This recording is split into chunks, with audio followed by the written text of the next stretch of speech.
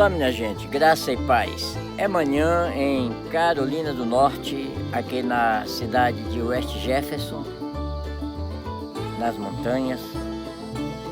E eu quero aproveitar esta oportunidade para falar um pouco com todos vocês de uma forma diferente, como tenho falado nas últimas vezes. Eu sempre tenho cobrado muito sobre o avanço da igreja na conquista dos confins da terra, porque eu fiz um compromisso missionário com Deus a partir da minha conversão. E hoje, nesse Conexão ID, eu quero aproveitar para falar um pouco a respeito deste assunto e por que eu sou assim. Imagine que eu estou falando aqui das montanhas, e há um versículo na Bíblia que diz assim: deleita-te no Senhor, e Ele te concederá o que deseja o teu coração. Ou seja, primeiro se atende à vontade de Deus, e depois Ele nos apraz naquilo que nós queremos. Claro, se aquilo que nós queremos está de acordo com a sua vontade. Se não é um desejo pernicioso, se não é alguma coisa que vá contra as suas leis. Mas, há uns anos atrás, quando eu estava aqui trabalhando ainda, saindo das construções, indo para os cultos, plantando igreja, visitando pessoas, ajudando alguém a fazer mudança e fazendo a obra missionária com as mãos, na prática, né? E eu pensava assim, eu digo, um dia, quando chegar um tempo mais tarde, eu quero escrever livros, eu quero contar histórias para mostrar como é a obra missionária para os outros. Eu não imaginava que hoje nós teríamos este recurso de pegar apenas um celular, colocar em um tripé assim, e poder falar e depois distribuir com o mundo. Isso já é uma bênção de Deus. Mas eu quero contá-los nesta manhã por que eu faço isso. Nesse tempo eu pensava assim, quando eu envelhecer, eu quero morar numa cabine de montanhas e quero escrever livros, contar a minha história. E eu lembrava-me de Billy Graham, porque Billy Graham fez isso. Quando Billy Graham parou de fazer as suas cruzadas na sua intensidade, motivado por problemas de saúde, ele isolou-se na sua casa, uma cabana de montanhas em Montreat, não muito distante daqui, e ele começou a escrever livros. E ele escreveu muitos livros durante esse período. Eu, inclusive, li um livro que ele escreveu quando ele estava aos 93 anos, e ele morreu aos 99, ele dizendo que estava admirado, que nunca pensava que iria viver tanto assim. E ele até falou, a velhice não é para os fracos. E é verdade, os fracos morrem antes. E ele dizendo os percalços da velhice, como poderia fazer alguma coisa durante o período da velhice, era exatamente o que ele estava fazendo, escrevendo para edificar o mundo. E eu tinha o objetivo de também fazer isso. E hoje, quando eu fico aqui na área das montanhas, me levanto bem cedo para fazer alguma coisa, eu digo, hoje eu vou fazer um vídeo. Em vez de eu escrever, eu vou fazer um vídeo e vou contar essa história. Porque finda Deus fazendo aquilo que a gente pede, que a gente quer, que a gente gosta, não é que a gente almeja. Que é claro, eu não estou ainda com a idade que tinha Billy Graham quando fazia isso e também não parei. Nós estamos coordenando um projeto missionário, nós estamos liderando uma empresa, produzindo ainda, mas nós também somos conscientes de saber que, na medida que o tempo avança, as condições vão ficando mais limitadas de saúde, e a gente também tem essa sabedoria de saber a hora de parar, né? Mas eu agradeço a Deus por esse momento que eu estou vivendo, por estar fazendo isso, estar contando a minha história. Eu quero ser um contador de histórias, porém, não história com E, história com H, histórias reais, histórias verídicas. Pois bem, e eu lembro-me que quando eu fui ser consagrado, ordenado ao ministério, isso aconteceu na cidade de Tucuruí, no Pará.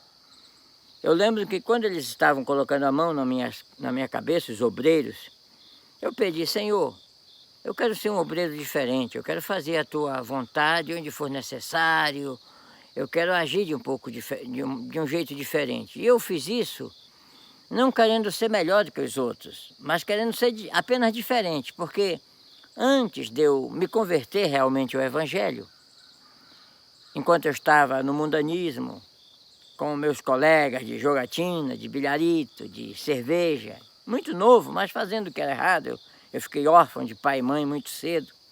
E a minha adolescência foi conturbada, no momento em que eu trabalhava de cobrador de ônibus, e sozinho no mundo, ganhando meu dinheiro e podendo fazer com dele o que eu queria. Então, foi nesse período que um ladrão entrou no ônibus que eu trabalhava e roubou a carteira de um passageiro. E o passageiro acusou-me que eu tinha feito cobertura para aquele momento. Claro que eu não tinha feito cobertura, eu estava fazendo o meu trabalho, eu estava trabalhando.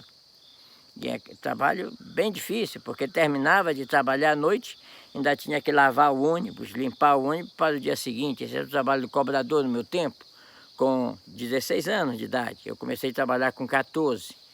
Inclusive, para mim trabalhar, eu pedi autorização do juiz de menores. Eu precisava trabalhar porque eu não tinha pai, não tinha mãe, eu precisava manter-me. Pois bem, então eu estava trabalhando, mas o passageiro me acusou de que eu tinha feito cobertura. E por causa disso, ele chamou um guarda de trânsito e eu fui preso. E quando eu estava naquela cela com 17 presos da pior periculosidade, com medo, porque eu via as pessoas andando no chão, engatinhando, porque apanhavam nas suas mãos. Lembra que isso era no regime militar, era 1975. E eles apanhavam nas mãos e nos pés, de modo que as mãos ficavam igual a um beiju. Eles não podiam pegar em nada, não podiam pisar no chão e andavam engatinhando. E eu olhava para aquilo e perguntei para um preso que estava do meu lado: por que eles ficam assim? Por que estão andando assim? Ele disse: olha, isso aí é o pau, é na hora do pau. Eles apanham com palmatória nas mãos e nos pés para confessar os seus crimes. Eu já falei para ele, já tinha falado pelo motivo de eu estar ali. Ele disse: olha, tu vai apanhar muito, porque você vai ter que descobrir qual foi o cara que roubou o passageiro. Eu digo: agora que lascou, porque eu nunca nem vi o camarada. Só vi na hora que ele meteu o pé na porta, abriu a porta, saiu desembalada a carreira e o homem notando que foi roubado. Pois bem, naquele momento eu fiz uma oração, foi a mais importante e a mais simples que eu fiz em toda a minha vida. Eu digo simples em palavras, porque eu disse assim: Deus, se é verdade que o Senhor existe, me tira daqui e eu irei servir-te até o final dos meus dias. Eu não vou contar os detalhes, mas estava difícil a situação de eu sair dali, porque eu morava sozinho, não tinha quem soubesse onde eu estava ali. Eu tinha uma irmã que morava até perto de onde eu morava, porém com seus filhos, já uma professora. E eu disse: Senhor, se é verdade que o Senhor existe, me tira daqui, dá um jeito para me tirar daqui. Pensava eu, de como é que eu vou sair daqui, né? E era o dia do pau aquele dia. Eu tinha que subir para cima para apanhar. Aí, era quarta-feira, lembro bem, uma quarta-feira. Eu passei 33 horas na cadeia. E naquele dia a minha irmã fez uma comida típica paraense, eu não sei se vatapá ou maniçoba, e mandou o filho dela levar para mim no final da linha. Lembrou do seu irmão? Olha, vai levar esse calbi lá no final da linha. Quando chegou lá que perguntou por mim, aí o fiscal do final da linha disse, olha, ele foi preso. Aí ele voltou correndo, disse para minha irmã, e a minha irmã naquele dia soube disso e ela tinha um deputado, José Eliezemin, que foi prefeito de Igarapeaçu. Devo a ele esse fato, devo a ele essa ajuda que ele deu. Na verdade, ele já faz muito tempo que ele já morreu, mas foi um homem muito bom. Ele mandou o advogado dele lá na cadeia e disse, olha, vocês estão cometendo um erro muito grave. Eu conheço essa família, o deputado conhece essa família, a professora Carmen é professora em Igarapeaçu, e eles se está prendendo eles por ser pobre, tudo bem, por ser pessoas que precisam de apoio, tudo bem, mas como malfeitor, como ladrão, não, isso aí está muito errado. Eles são de boa índole. Falou do nosso pedigree, graças a Deus, né? E o soldado, o delegado mandou me soltar. Eu lembro muito bem que eu estava na cela, esperando o momento de subir para apanhar, para confessar quem era o ladrão. Para mim era muito difícil isso. E na hora que eu estava esperando chamaram o meu nome, vem o carcereiro realmente chamando o meu nome. Calbi Amora de Paiva. Digo, chegou minha vez. Aí ele abriu a cela, né? Eu saí.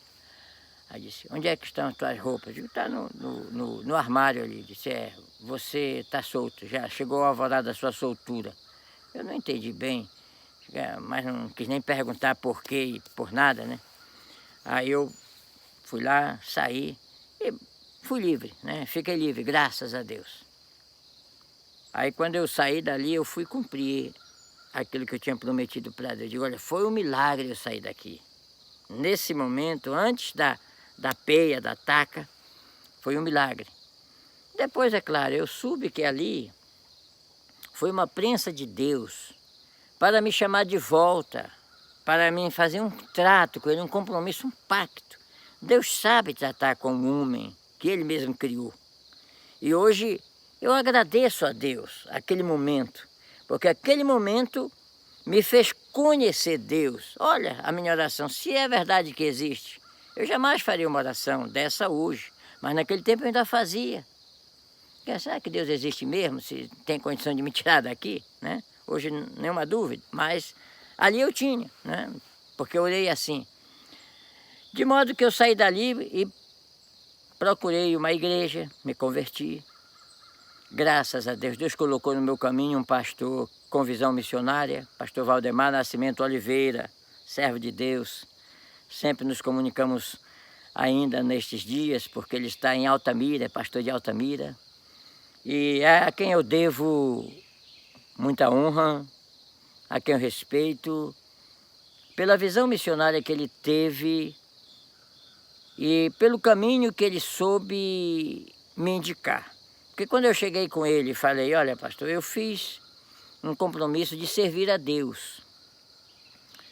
E ele disse, olha meu filho, se você fez esse compromisso, é muito bom que você vá para o seminário. Acaba de surgir um seminário em Belém, é um seminário bíblico, o diretor é meu amigo, e se você quiser ir para lá, eu te recomendo. Você precisa estudar a palavra para poder pregar se é verdade que você quer servir a Deus, então você tem que começar por um ensinamento. Ele estava muito certo. E procurei o seminário, me matriculei, ganhei meia bolsa de estudo para poder estudar da parte do diretor, pastor Josias Camelo da Silva. Então, o seminário foi muito bom para mim, onde eu tive uma experiência com a palavra, com Deus, com oração, e entender a grandeza do Evangelho, a doutrina bíblica, os ensinamentos de Jesus. Foi muito bom o seminário para mim. Passei 3 anos como aluno interno. Quando eu saí do seminário, me casei, procurando alguém que tivesse a mesma visão, encontrei a minha esposa, Jacileia, nos casamos e fomos morar primeiramente em Bragança, onde nasceu minha filha, depois mudamos para Brasília, onde eu queria estudar no Instituto Linguístico, para ir servir como missionário na Guiné-Bissau. Eu pensava assim, eu digo, eu quero ir para a Guiné-Bissau, porque é um país que fala a língua portuguesa, é na África, e lá eu vou fazer aquilo que eu realmente quero fazer com Deus, né? Trabalhar na obra e cumprir o meu ministério. Porém, Deus tinha os seus caminhos. Eu lembro muito bem que uma vez, nesse período que eu estava vivendo em Brasília, eu procurei o pastor Eliseu Menezes, pastor de Brasília nessa época. Entrei no gabinete, falei com ele, pastor Eliseu, eu tenho um chamado missionário, eu estou aqui para me preparar para ir para a África, eu quero trabalhar para Jesus, fiz um trato com ele, expliquei toda a minha história. Ele olhou assim, ouviu, eu tinha 21 anos de idade nessa época, ou 22. Ele olhou assim, do alto da sua experiência, e disse, você já contou isso para o seu pastor? Eu disse, olha, para o meu pastor local sim, mas para o meu presidente lá da convenção, não contei ainda. Ele disse, pois é, seria bom você contar para eles. E outra coisa, você precisa ter uma experiência para fazer missão, não é assim não, você tem que ter uma prática. Eu saí dali decepcionado, zangado com ele. Eu disse, esse pastor não tem visão, imagina. Em vez de incentivar um obreiro que tem visão missionária, vem colocar, digamos, areia na paçoca, né?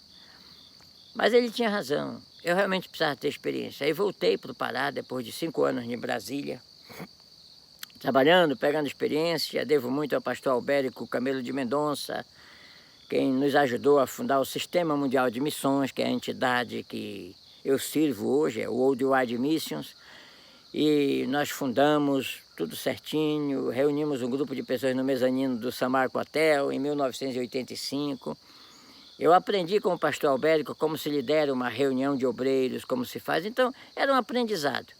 Então, em 1986, eu voltei para o Pará para apresentar-me ao meu pastor, pastor Valdemar Nascimento. E já falando a respeito da missão, foi quando o pastor Valdemar disse, meu filho, tem um campo aí, que é o quilômetro 80 da rodovia Transamazônica, que está precisando de um obreiro. O obreiro que estava lá saiu, e se você precisar ir para lá, eu posso lhe indicar. Eu lhe conheço, já tenho uma certa confiança em você, porque na verdade eu comecei o meu ministério realmente no trato com a igreja, trabalhando em Soure, na congregação do Cajuína, onde o pastor Valdemar me mandou para ser dirigente da congregação lá. Um tempo ainda que eu estava no período do seminário, depois eu conto essa história, que senão vai ficar uma salada aqui. Então, já tínhamos essa experiência. Aí eu me lembrei do pastor Eliseu em Brasília, você precisa ter uma experiência. Eu digo, olha pastor, eu aceito. Se eu tinha ido visitar o Pará, não tinha ido de vez. Eu digo, olha, se é assim eu vou em Brasília, pego minha família e venho para cá e vou trabalhar nessa floresta aí. Era tudo que eu precisava para ter uma experiência. E assim eu fiz. Por 10 anos eu fiquei trabalhando na região amazônica, depois da minha ordenação. Fui quilômetro 80, Agrovila Nova Fronteira, quilômetro 201, Agrovila Monte Sinai, Novo Repartimento e Igarapé-Açu. 4 igrejas em 10 anos de trabalho. Sempre Deus nos colocando desafios maiores, contatos maiores, para realmente ter essa experiência, né, que eu precisava ter. Então, quem me conhece chegando aqui nos Estados Unidos, eu não vim trabalhar com igreja aqui, começando por aqui. Eu comecei na floresta, né, com 10 anos de experiência. Na verdade, eu precisava aprender muito depois que eu cheguei aqui, mas eu já tinha alguma experiência no trato com o rebanho do Senhor. Pois bem, mas o que eu quero contar aqui é que nesse período que eu estava fora da igreja, antes de me converter de verdade, eu via meus colegas de bilharito, de bebida, falando a respeito dos pastores, porque eles eram observadores, e eu era um desviado da igreja, porque na minha infância, aos 10 anos, eu conhecia a igreja. Eu estive frequentando a igreja através do meu irmão, que se converteu, meu irmão mais velho, que é 20 anos mais velho que eu. E eu tive a minha primeira experiência cristã Aprendi na escola dominical, conhecia o evangelho, conhecia a verdade. Eu sabia que o errado era eu, o desviado era eu. Mas eu não gostava de ver os meus amigos falando dos pastores, mas eles diziam assim, olha, tem um que só gosta de dinheiro, outro dia outro queria pegar a minha irmã e tal. Então isso ficava me machucando, porque eu tinha os obreiros como servos de Deus, como tenho, claro que são, né? Existe o entremeio ali que faz errado, mas é uma minoria, graças a Deus. Aí, eu estou falando minoria que faz errado. Agora, maioria que não faz missão. Vamos entender, né? Não mistura uma coisa com a outra. Agora, nesse dia que eu fui consagrado, nesse dia que eu fui ordenado ao Ministério Pastoral, foi em 1986, foi na cidade de Tucuruí. Eu já falei até no vídeo passado a respeito de um voo que nós fizemos e o avião teve que romper umas nuvens negras para poder ficar no bem bom, né? Eu falo desse exemplo. Nessa reunião que eu fui consagrado, ou ordenado ao Ministério Pastoral, no tempo que os pastores, no momento que os pastores estavam colocando a mão sobre a minha cabeça, pedindo a Deus a sua bênção na minha vida. Lembro muito bem, pastor Gutenberg Nova Alves, que era pastor de Tucuruí nesse tempo, depois se tornou meu amigo, sócio, associado do Sistema Mundial de Missões, colaborou muito com a nossa missão no início dos trabalhos na Amazônia, um obreiro respeitável, hoje já está com o Senhor, pastor Gutenberg, grande homem de Deus, que exemplo deixou de graça, de poder. Eu lembro-me de uma vez que eu comprei um carro em Belém, no tempo que eu estava pastoreando 201, e passei por Tucuruí levando o carro. Eu ia passando de igreja em igreja para colocar gasolina no tanque para chegar mais na frente. O carro também eu tinha comprado fiado, para pagar na colheita. Eu tenho muita história para contar. Era um carro que chamava de Saddam Hussein, o carro da cara chata. E ele disse, Calbi, eu também já fiz muito isso. Eu admiro ver a sua coragem, o seu destemor. Quando eu era mais novo eu fiz isso também. Aí ele lembrou que um tempo que estava pastoreando em Medicilândia, que tinham levado para um culto numa vicinal, um dos moços, que era membro da igreja dele, e era quem ligava os motores da usina que fabricava açúcar em Medicilândia. A usina do Pacal, parece-me.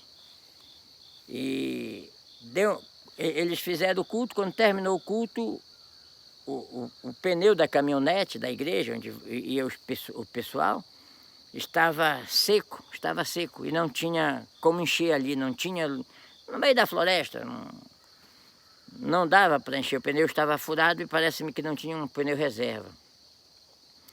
E ele disse, aí eu sabia que se no outro dia aquele irmão não ligasse o motor da usina, ia ser um escândalo muito grande para a igreja. Aí eu mandei o pessoal subir no carro, eu digo, olha, sobe no carro e nós vamos assim mesmo. Aí liguei o motor do carro, pastor. Quando eu liguei, eu vi o carro levantando assim. Deus encheu o pneu daquele carro. Aí eles foram terminar a viagem. Uma história que ele me contou. E eu acredito em milagre, já aconteceu na minha vida, outros também. Pois bem, aí, nesse dia, eu lembro que era o pastor Gutenberg que estava colocando a mão na minha cabeça, Senhor, abençoa este obreiro, usa ele na tua obra e tal. E eu pedi, Senhor, eu quero ser diferente. Não deixe eu apenas ser servido pela tua obra, mas que eu vá aonde outros não querem ir, que eu faça o que os outros não querem fazer. Eu queria ser diferente. Pensando nos escândalos causados pelos obreiros, que os meus amigos conheciam, e pensando também nos casos que eu conhecia na minha jornada cristã, porque eu me converti em 75, em 85 eu fui consagrado, já tinha 10 anos de caminhada cristã, 3 de seminário, incluindo os 3 de seminário, então eu queria ser diferente. E hoje, nós plantamos igreja no projeto Igreja para Todas as Nações, que são igrejas que não podem andar por conta própria. É muito fácil plantar uma igreja e uma congregação em uma grande cidade, porque quando aquela igreja se estabelece, ali vai gerar recursos, porque os irmãos vão dar dízimo, de oferta, vão dar oferta.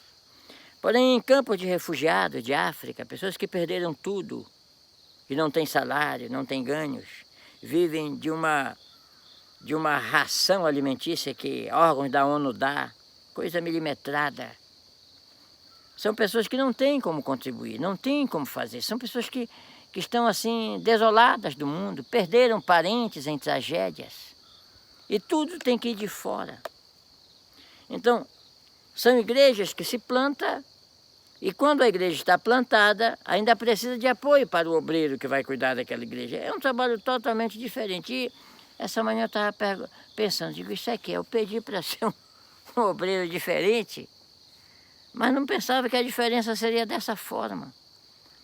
Porque é igual o trabalho que nós fazemos aqui. Trabalhamos com a comunidade brasileira nos Estados Unidos. Comunidade brasileira flutuante.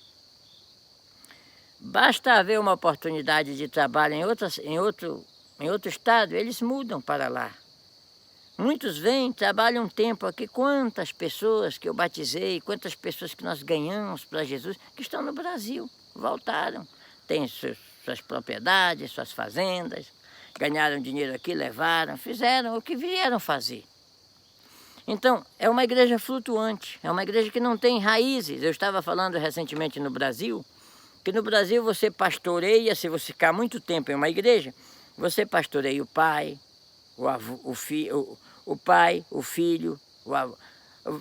Vai pastoreando primeiro o avô, depois o pai, depois o filho, depois o neto, vai de geração em geração. As pessoas não saem dali, criam raízes. Aqui não, aqui é igual a andorinha, cada um para um lado.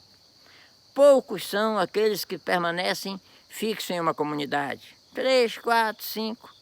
Mas uma igreja, realmente, ela, na América, ela é flutuante. Por isso que precisa de atenção, de apoio logístico, de apoio missionário. Como nós viemos por conta própria, nunca recebi um centavo do Brasil, nem de canto nenhum. Então, tivemos que trabalhar, mas graças a Deus. Eu precisava entender todas as entranhas da missão missionária. Eu precisava entender os mecanismos que impedem, que travam a máquina para não funcionar. Eu, quando olho o sistema político brasileiro, com o judiciário ali, imprensa, tudo, parece que está tudo controlado para um domínio comunista, eu penso assim na omissão missionária. É do mesmo jeito. Os órgãos que controlam está tudo ali. E por isso, nós estamos reunindo um grupo de pessoas diferentes, que queiram fazer diferente. São empresários, são motoristas de caminhões, são aposentados, funcionários públicos, são operários que amam a causa missionária, para se reunir em um grupo de apoio às missões. Com esse objetivo, não de ser servido, mas de servir a obra. Porque hoje, procure os cristãos que vão para os cultos, eles vão, bom, quero saber o que eu vou receber, o que eu vou ganhar, o que eu vou ter. E os pregadores aproveitam muito isso. Olha, vem que você vai ter. Não é você vai ser, você vai ter. Você vai ter um carro novo, você vai ter uma casa boa, o emprego dos seus sonhos. Olha, faz isso que, sacrifica isso que vai dar certo. E nisso está indo o cristianismo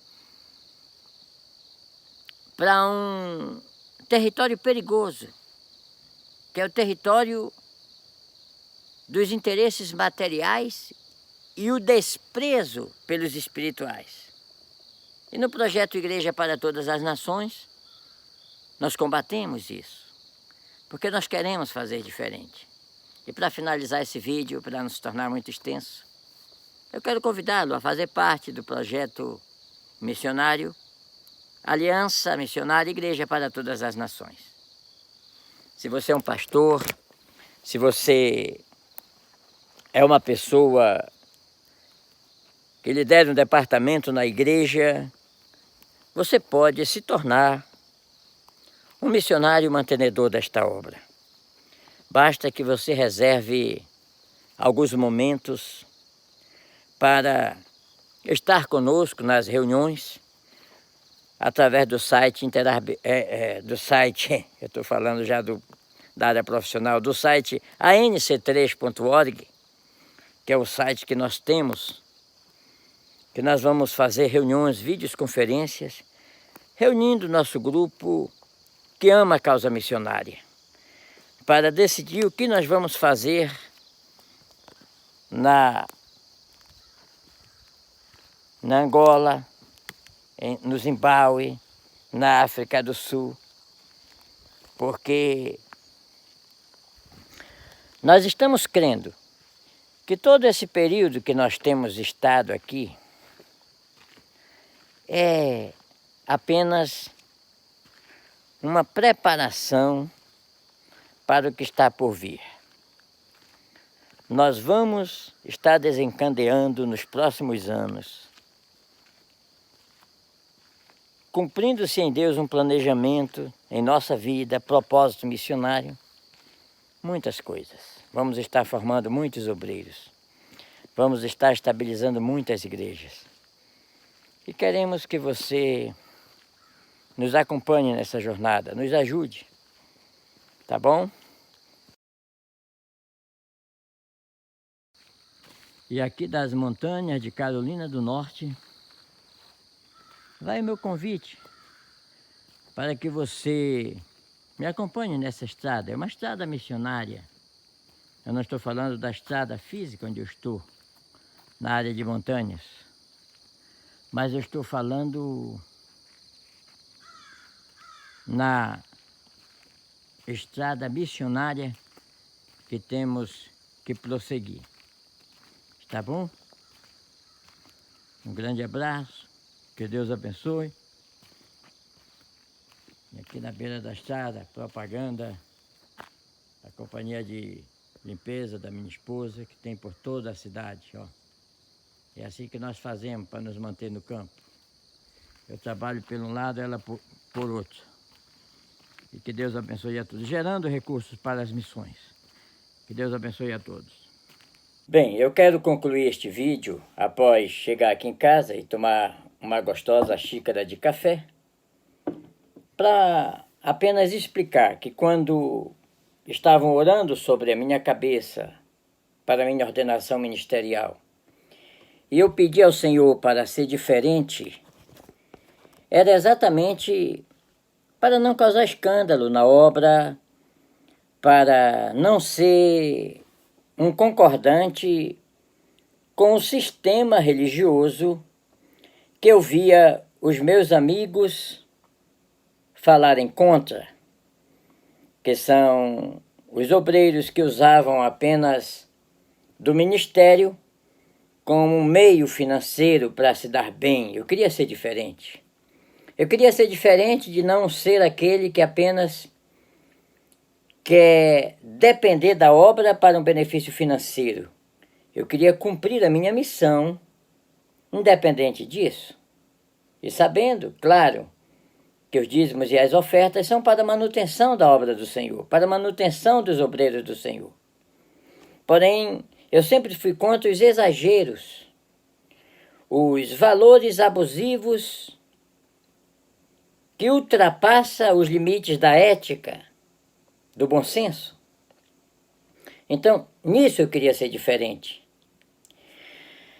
E não é fácil ser diferente quando o normal seria se adaptar ao sistema para poder ser beneficiado por ele. E ser diferente, falar contra os abusos do sistema, não é uma situação gostosa, não é gostoso, é custoso, é diferente. Por exemplo, quando eu vou no Brasil, e se está numa época de convenção, eu vou para a convenção, eu não sou nem apresentado. Eles sabem que eu sou alguém uma pessoa não grata. me cumprimentam, tudo bem, mas, como quem diz assim, não dá palavra para esse camarada. É. Porém, eles não podem ser contra, porque eles não podem dizer, olha, o que nós fazemos é o certo. O nosso salário, nossas fazendas, os nossos benefícios, tudo isso está certo. O que está errado é fazer missão. Eles não podem fazer isso.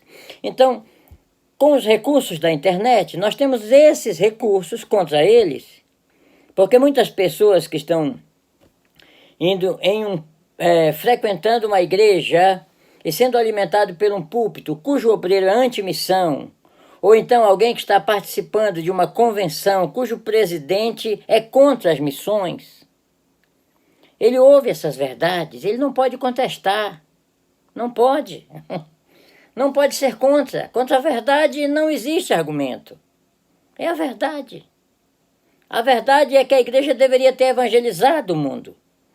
E se não evangelizou, não é culpa de Deus que forneceu os recursos. É culpa dos homens que estão gastando esses recursos com as suas politicagens, com seus desejos desenfreados, com as suas avarezas.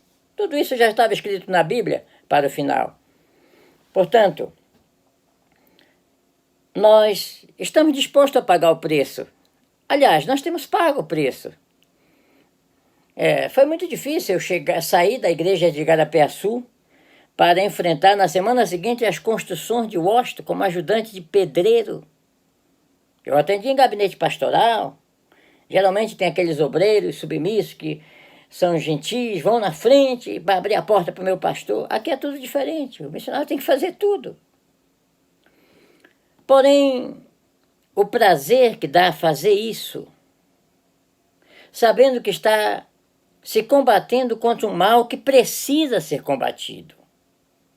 Eu combato uma missão missionária como eu teria o impulso de impedir um adulto de estuprar uma criança, um vulnerável. Eu faria o que fosse possível para defendê-la. Por quê? Porque é vulnerável.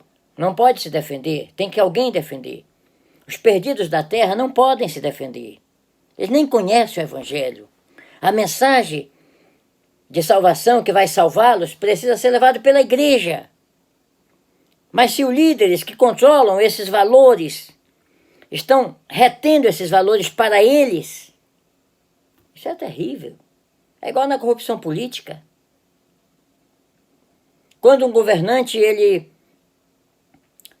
faz conchavos para conseguir valores para si e para os seus beneficiados e deixa de fazer escolas, hospitais, estradas, ele está usurpando de um poder a favor de si. O que existe na corrupção política existe nos fraudes religiosos e precisam ser combatidos. E você conhece alguém que combate assim? Não, porque a maioria são obreiros dependentes, eu não posso falar.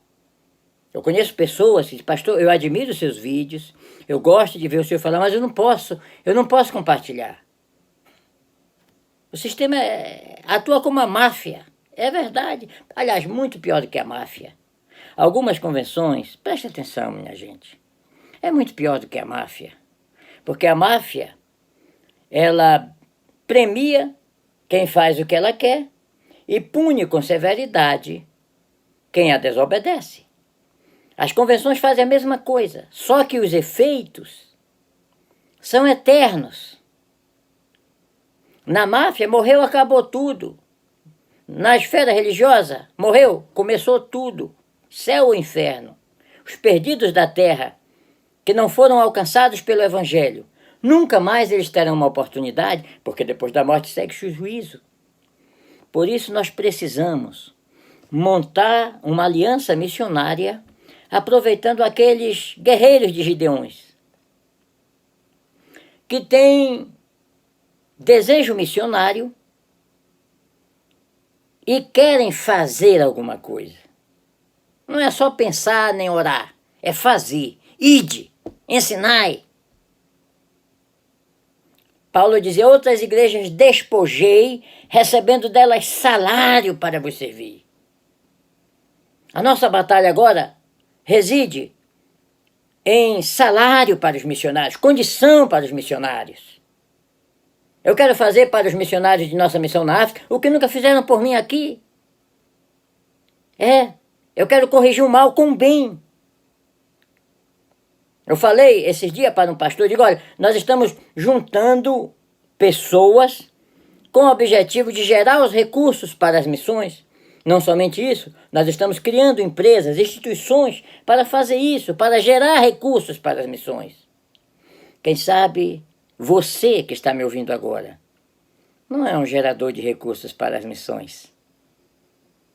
Porque se você desejar participar desta obra, nós podemos seguir juntos nessa jornada. Portanto, para começar, compartilhe este vídeo, para que outras pessoas entendam que ser diferente não é gostoso, é custoso, mas vale a pena. O prazer por dentro não há nada que pague. E principalmente quando a gente sabe que no final vai haver uma cobrança pelo que nós fizemos e pelo que nós deixamos de fazer. Faça agora. A sua decisão pode estar no link, esse link que está em cima. Clica, se resista, participa da Aliança Missionária Igreja para Todas as Nações e ajude-nos a sustentar missionários na África e a manter as igrejas em centros de refugiados. Era o que eu tinha a dizer. Muito obrigado e o meu abraço na paz do Senhor.